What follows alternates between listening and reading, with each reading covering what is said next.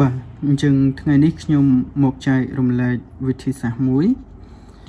ដើម្បីសរសេរអក្សរខ្មែរឬក៏សរសេរអក្សរអង់គ្លេសឲ្យបានលឿនហើយងាយស្រួលអញ្ចឹងខ្ញុំ recommend ឲ្យបងប្អូនប្រើកម្មវិធីមួយ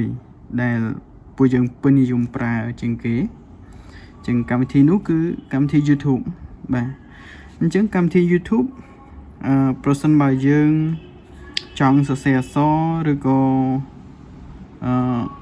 យើងចង់ស្វែងរកអីមួយគឺយើងតែងតែចូលទៅកន្លែង search អញ្ចឹងនៅត្រង់នេះយើងចូលមកក្នុង YouTube មកបាទហើយយើងមើលទៅលើកន្លែងនេះកន្លែង search នេះមក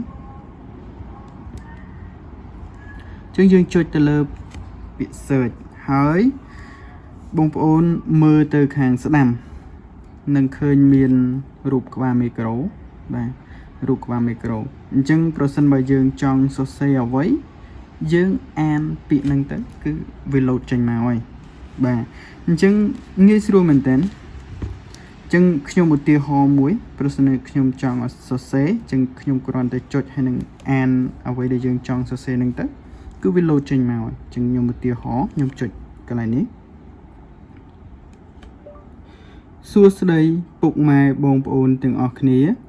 នៅថ្ងៃនេះខ្ញុំមកចែករំលែកគន្លឹះដើម្បីសរសេរអក្សរខ្មែរឬអក្សរអង់គ្លេសឲ្យបានលឿនហើយងាយស្រួលសរសេរបាទឃើញទេបងប្អូនអញ្ចឹងនៅពេលដែលយើងអានបាទប៉ុណ្ណឹងគឺវាលោតចេញមកហើយបាទលោតចេញមកយើងចុចប៉ះលើអក្សរហ្នឹងមកបាទប៉ះវាឲ្យចេញលោតនេះមកចុច2ដងមកនេះវាចេញអក្សរវាចេញអក្សរយើងចុច select all នេះមក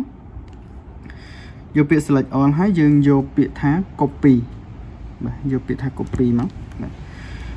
បន្ទាប់ពីយើង copy ហើយយើងយកទៅផាសប្រសិនមកបងប្អូនចង់ផាសអក្សរនេះនៅក្នុង Telegram អញ្ចឹងចូលទៅក្នុង Telegram ទៅហើយផាសបញ្ជូនទៅបាទចង់ផ្ញើទៅក្នុង Messenger ឬក៏កម្មវិធីផ្សេងៗអញ្ចឹងធ្វើបែបហ្នឹងយើងចូលទៅក្នុងកម្មវិធីនោះហើយផាសវាចូលទៅអញ្ចឹងអក្សរទាំងអស់ហ្នឹងវានឹងលោតចេញទៅហើយអញ្ចឹងរបៀបសរសេរគឺងាយស្រួលអញ្ចឹងបាទហើយបើសិនជាយើងចង់សរសេរអត្ថបទវែងជាងហ្នឹងយើងចូលទៅរក្សាទុកនៅក្នុងកម្មវិធីមួយសិនមកអញ្ចឹងនៅក្នុងកម្មវិធី Note យើងមានកន្លែងរក្សាទុកអក្សររបស់យើងអញ្ចឹងយើងចូលមកចុចវា2ដងមកបាទហើយរកពាក្យថាផាសនេះពាក្យថាផាសយើងផាសវាមកបាទអញ្ចឹងយើងមើលដូចអ្វីដែលយើងចង់បានអត់បើមាន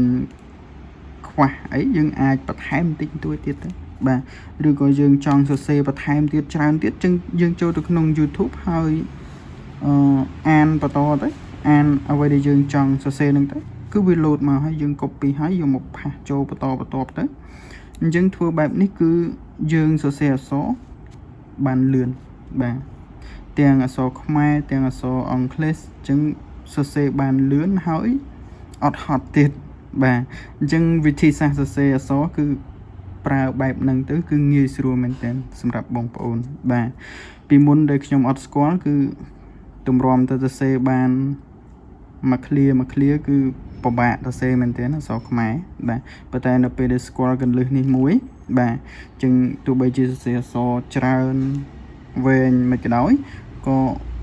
សរសេរបានលឿនហើយងាយស្រួលទៀតអញ្ចឹងខ្ញុំមានប៉ុណ្ណឹងប្រសិនបើគិតថាមានប្រយោជន៍ចឹងកុំភ្លេច share ចែករំលែកឲ្យអ្នកផ្សេងបានដឹងផងបាទសូមអរគុណ